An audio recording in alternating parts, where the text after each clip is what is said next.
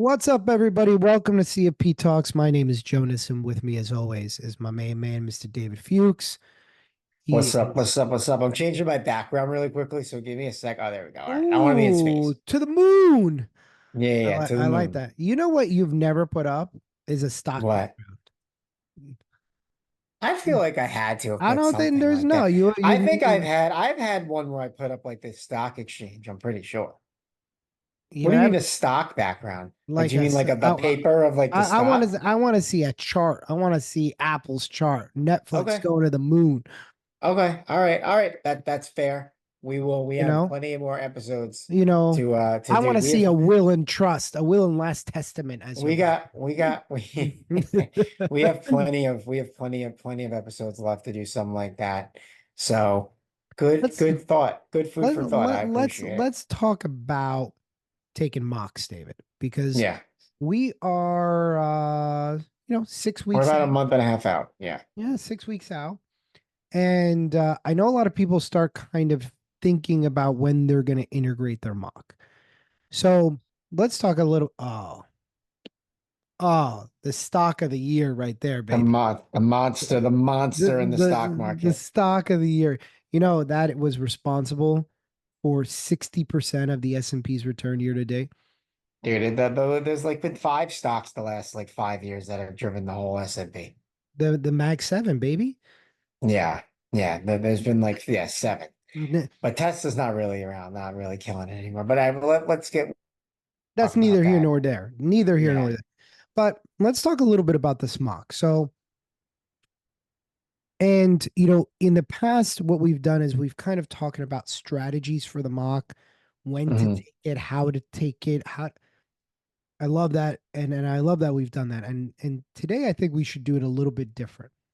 Oh, I want to talk a little bit about your intention with the mock and your attitude going into the mock. Okay. Because a lot of people kind of take it as, let me just see where I am, but don't actually give it the time and attention that it deserves. They go and sit for the exam and then they freak themselves out. And I've had this happen with students where they're like, yeah, I was kind of a little bit casual with the mock, meaning I split it up and I did a little bit here and then I paused and then I did a little bit you later. can't do that. You Right. can't do that. I You did in my absolutely cannot do Yeah, I did that. in my house, and then my boyfriend walked in, and then he was making lunch, and then I got really distracted. I got upset, so I went to the other room, and then I couldn't get my focus back. I want you to talk about because obviously with your group, this was a huge emphasis that we put on the mocks, especially because we didn't have as many available at that point in time. You were still in where they had the CFP free mock. That second mock really was not that available. So I had a mock that I created for you guys, and then you obviously had that mock.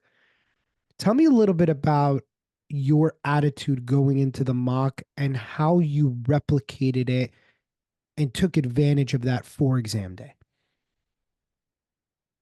I will, um, yeah, I mean, listen, you made a good point. Like, it's all about your intention with the exam, with the mock exam. And I just remember the first time I took a mock, the first time I took the exam, which is when I failed it. I took it on my kitchen table after work one day. I took it in about 2 hours. Um, it wasn't the environment to be in. It was almost like I was sitting there, like reading articles, or as if I was reading articles online. Like, it wasn't the right environment. I did not take it as seriously as I should have. And then taking with you, I treated it as if this is how the actual exam day is going to go. I reserved time in my business lounge, the business room in my building for a Saturday morning. I went to bed early Friday. Um, I got up.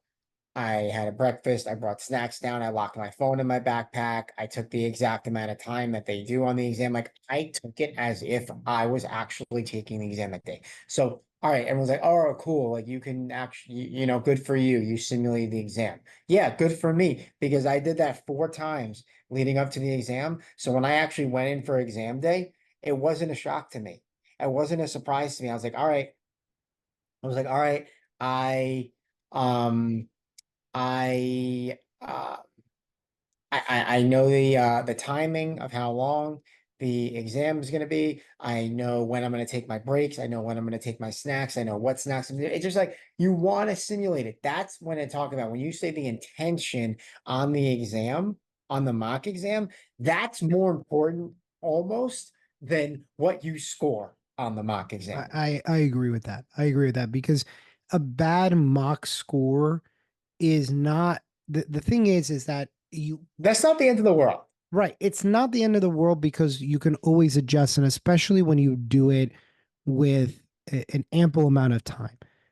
But the thing is that if you genuinely want it to be a true reflection of where you are, and you split the mock, I'm going to do half here and half there. And okay, even if I get a good score, that is not a reflection of where you truly are. If you don't do the mock with exam like intention and replicate that room to the best of your ability, and you did it in your business room, every single person has access to a public library. I don't care where you live in America, you have access to a public library where you can go, you can sit in a cubicle, and you can replicate the exam where it is dead quiet.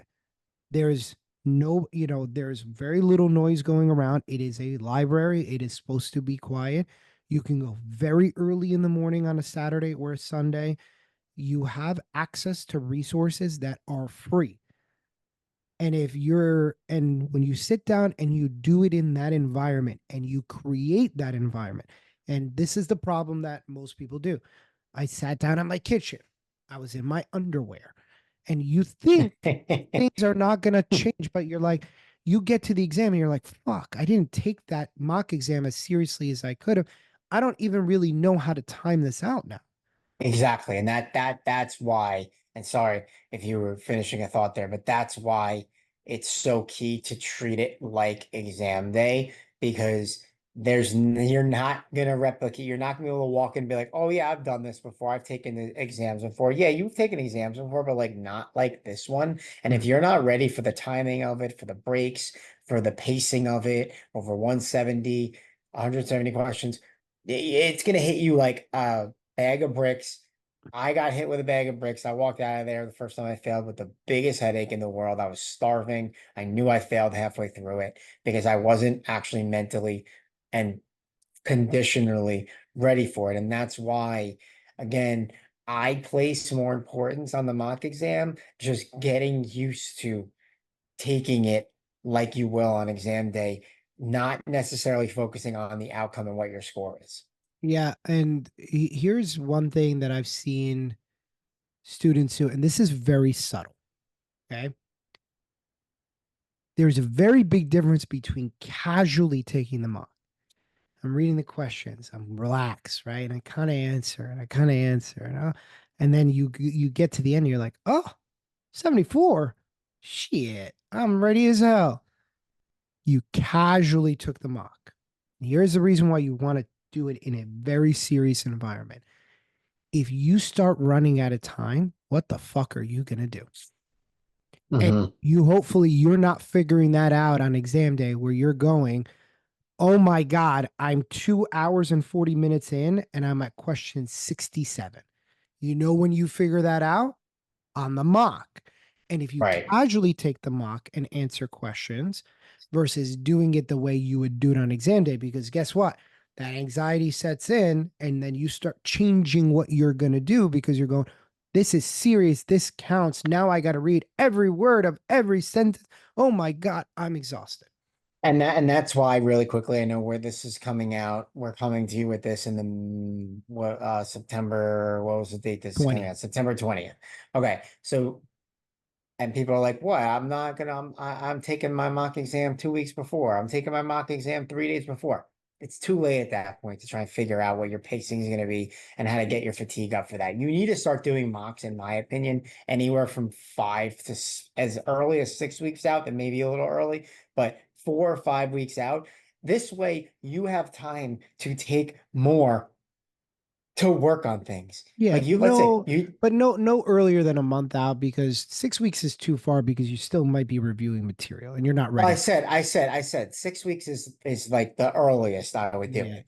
But like Some people may be ready for it, but but 3 to 4 around weeks out now, is good. but okay, but around now is when you're gonna start thinking of when you should start thinking about it. Like, all right, Yes, I agree with that. when am I gonna take my first one? What am I gonna do for it?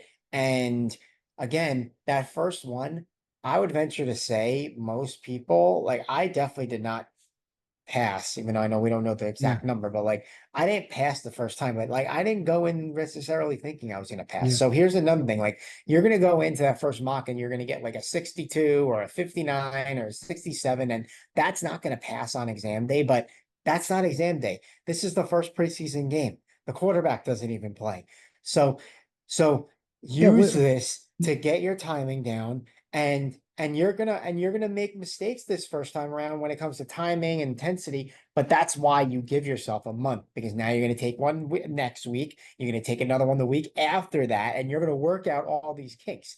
In total, tell me what you think. I think you take anywhere from 3 to 5 mock exams Three to before you four. take the exam. Yeah, we typically in group we cap it at four. Three is our number that we really that is the minimum number. We try to go 3 to 4. And Yeah, I'm going to finish on this because this is the kind of the key to it all. Your first mock has to be done, but it really means nothing. It is right. a warm up. Like you said, it's the first preseason game. We're just trying to figure out where we line up. We got to get used to the refs again. We haven't been on the Yep. field in a competitive scenario in a while. This is just getting your bearings. The Yep. results of that first mock really don't matter, and that's Don't why matter. in our group class we make that the easiest mock, just because you're just getting your bearings. The results of mock 2 and mock 3 are significantly more important for us because we just want you to get a sense of the timing. And when you get that now, when we start dishing out the harder material in a mocks 2 and 3, you're really ready for that because you've done this before. You now know what to do. Yeah. And Yeah. that's Exactly. ideally what we're looking for there. So, with that in mind, if you guys have any questions, comments, or concerns, please feel free to reach out to David or myself. And we hope that you enjoyed today's episode. Have a good day, everybody.